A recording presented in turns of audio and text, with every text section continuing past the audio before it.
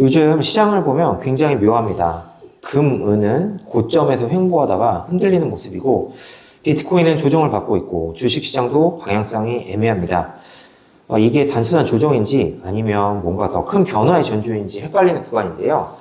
자, 오늘도 우리 차차차님 모시고 말씀 들어보겠습니다. 특히 계속 4월, 5월이 중요하다고 말씀하시는데 그 이유가 정확히 무엇인가요? 네, 먼저 핵심부터 말씀드리겠습니다. 지금 시장은 가격이 아니라 유동성과 대차 대조표 구조로 움직이고 있습니다. 2월에 있었던 미국 재무부 QRA, 즉 분기 국채 발행 계획 발표에서 대부분은 단기채, 장기채 발행이나 TGA 잔고에만 관심을 가지고 있습니다. TGA는 쉽게 말씀드리자면요, 재무부 계좌 잔고인데 이게 늘어나면 시중 유동성이 줄고 TGA 잔고가 줄어들면 유동성이 공급되는 그런 메커니즘으로 흐른다고 보시면 되겠습니다. 하지만 이번 QRA에서 진짜 중요한 건 그게 아니었습니다. 바로 연결 대차 대조표라는 부분이었습니다. 연결 대차 대조표라는 말씀을 해주셨는데 이 연결 대차 대조표라는 개념이 조금 어렵게 느껴지는데요. 이게 왜 중요한 건가요? 네, 쉽게 설명하면 이렇습니다. 우리는 보통 연준, 재무부, 은행을 따로 놓고 보는 경향이 있습니다. 하지만 실제 시장에서는요, 이 세 주체가 하나의 시스템처럼 움직입니다. 이걸 하나로 묶어서 보는 게 바로 연결 대차 대조표입니다. 이 관점에서 보면 지금 상황이 명확해집니다.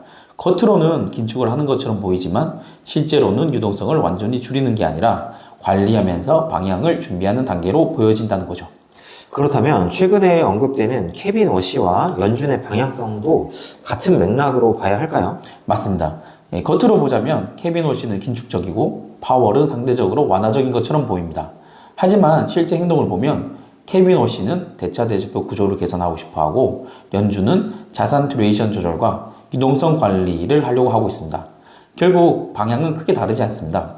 속도와 표현 방식만 다를 뿐 큰 틀에서는 유사한 방향성을 공유하고 있다고 볼 수 있습니다.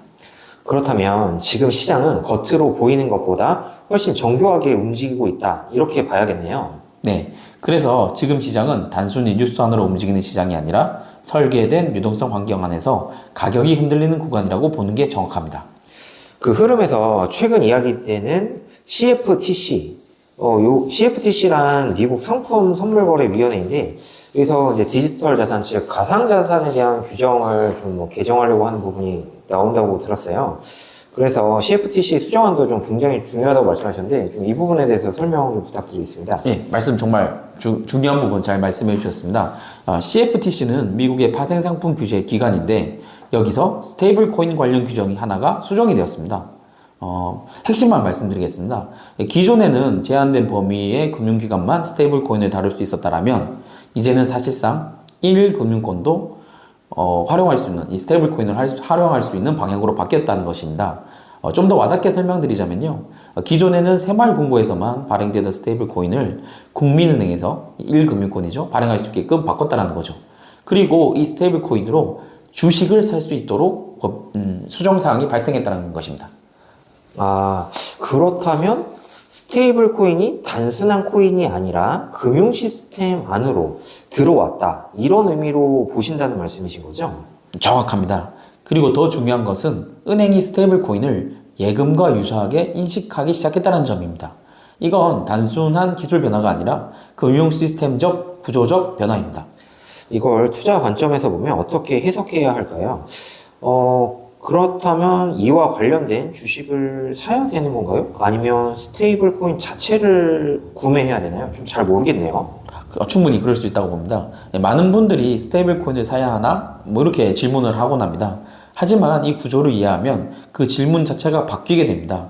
스테이블 코인은 결국 달러입니다. 핵심은 그 위에서 움직이는 자산이 무엇인가? 그리고 그 중심에 있는 자산이 비트코인이다. 이걸 이해를 하셔야 합니다. 그렇다면 지금 시장에서 비트코인은 단순한 위험 자산이 아니라 구조 변화의 중심이라고 봐야 될 것 같은데요. 현대 금융으로 보자면 정말 금과 비슷한 위치에 있는 것 같습니다. 네, 정확하게 이해하고 계십니다. 현재 공식적으로 언급되지 않았지만 최종적으로 국가와 은행이 발행하는 화폐를 담보하는 것은 바로 금, 골드입니다. 그렇기 때문에 화폐 가치가 훼손될 듯하면 금의 가격이 오르는 거거든요. 그런데 급하게 올랐던 금이 고점에서 떨어져서 횡보하고 있는 지금의 조정은 붕괴가 아니라 유동성 재배치 과정에서 흔들림으로 그렇기 때문에 봐야 한다는 거죠. 물론 금이 다시 전고점을 뚫고 계승 상승한다라면 이야기는 조금 달라질 것입니다. 아, 그렇군요. 어쨌든 현재 시장을 보면 금은 횡보, 국제금리는 하락, 달러는 방향성 약화, 주식시장도 힘이 빠진 모습입니다. 이건 어떻게 해석해야 할까요? 예, 이건 전형적인 흐름입니다. 불확실성이 커질 때는 돈이 금, 은과 같은 안전자산으로 몰립니다. 과거에는 채권으로도 많이 몰렸지만 현재는 대부분의 국가 재무 상태가 좋지 않아서 국가가 발행한 채권으로 가는 것보다 이런 원자재 쪽으로 많이 돈이 몰리는 거죠. 그래서 중요한 건 불확실성이 해소될 것 같아지는 순간 안전자산이 먼저 흔들린다. 그리고 그 돈은 위험자산으로 옮겨간다. 지금이 딱 구간이라는 것이죠. 아, 그래서 우리 차차차님이 계속 4월, 5월을 강조하신 거군요. 네, 맞습니다. 이유는 명확합니다. 이 시기에 시장의 방향을 결정할 이벤트가 집중되고 있기 때문입니다. 이 시기는 당연히 4월에서 5월입니다. 3월 말에서 4월 초에는 미중 회담이 잡혀 있고 4월에는 ESLI라고 하여서 은행 규제가 완화되는 것이 본격적으로 시행이 됩니다. 그리고 이 ESL과 좀 다르지만 비슷한 SLR 완화 가능성도 현재 계속해서 나오고 있습니다. 마지막으로 스테이블 코인의 은행권 진입. 이것은 전에도 금방 아까도 설명했습니다. 이 모든 요소가 동시에 작용하고 있는 게 바로 4에서 5월 사이라고 보고 있습니다. 아, 여기 추가로 4월에는 이제 미국에서 그 세금을 걷는 그 세금 시즌도 영향이 좀 있을 것 같은데요. 어떻게 생각하십니까? 굉장히 중요한 포인트 잘 짚어주셨습니다. 미국은 4월이 세금 납부 시즌입니다. 이 시기에는 투자자들이 세금 납부를 하기 위해서 뭐 주식이면 주식, 금이면 금, 비트코인이면 비트코인을 매도해서 세금을 납부하는 경향이 있습니다. 그래서 과거에도 4월 전후로 시장이 일시적으로 눌리는 경우가 자주 발생했습니다. 아, 그렇다면 4월은 단순히 이벤트 구간이 아니라 수급적으로도 이 자산시장에서 굉장히 중요한 시기네요. 네, 그래서 4월은 변곡점이 나오기 전 한 번 더 흔들릴 수 있는 구간으로 보시는 게 맞습니다. 네, 마지막으로 그 미국에서 발표하는 그 소비자 물가지수 있죠. 그 CPI 이야기도 한번 해보고 싶습니다. 이번 CPI가 굉장히 좀 중요하다고 하셨는데 CPI에 대해서 좀 설명을 해주시고 왜 중요한지 설명해 주시면 감사하겠습니다. 네, CPI는 소비자 물가 지수로 보시면 됩니다. 쉽게 말하자면 물가가 얼마나 올랐는지를 보여주는 대표적인 지표 중에 하나입니다. 이게 중요한 이유는 물가가 높으면, 즉 CPI가 높게 나오면 금리 인하가 어려워지고 유동성이 축소되는 경향이 있습니다. 반대로 물가가 안정되면 금리 인하 기대가 생기고 유동성 확대가 연결됩니다. 그렇기 때문에 저희는 CPI를 주시하는 것입니다. 그런데 왜 특히 1월 CPI가 중요하다고 보시는 건가요? 네, 25년도는 관세 전쟁으로 인해 가지고 물가가 오를 거라는 전망이 많았었습니다. 그런데 이 기업들이 이 관세를 언제 전가를 하냐면요, 연말이 아니라 대부분 연초, 특히 1월입니다. 그래서 1월 CPI가 중요하다고 말씀드렸습니다. 사실 생각해보면 간단합니다. 연말에는 매출을 마감하는 시즌이기도 하고, 뭐 재고라든지 유통 구조, 뭐 이런 것들 때문에 사실 가격을 올리기가 어려운 시즌입니다. 그래서 보통 새해가 시작되는 1월에 가격을 기업들이 전가하는 경향이 많습니다.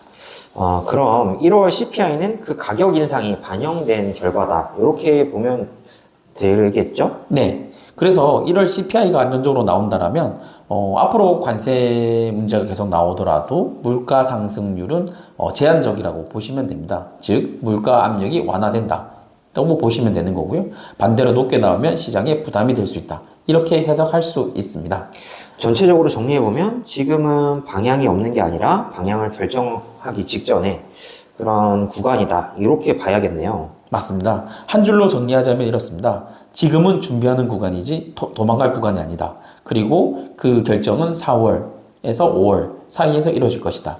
그리고 유동성이 실제로 어디로 흐르는지를 계속해서 추적 관찰해야 한다. 그게 모든 걸 결정하게 될 것입니다. 네, 오늘도 정말 명쾌하게 정리해 주셨네요. 차차차님. 지금 시장이 단순히 횡보하는 게 아니라 다음 방향을 위한 준비 구간이라는 것을 확실히 저도 좀 이해를 했습니다. 시청자 여러분도 단순히 가격만 보는 것이 아니라 유동성이 어디로 흐르는지 큰 흐름을 보시면서 다음 구간을 준비하시면 좋을 것 같습니다. 네, 오늘도 차차차님 감사합니다. 예, 감사합니다.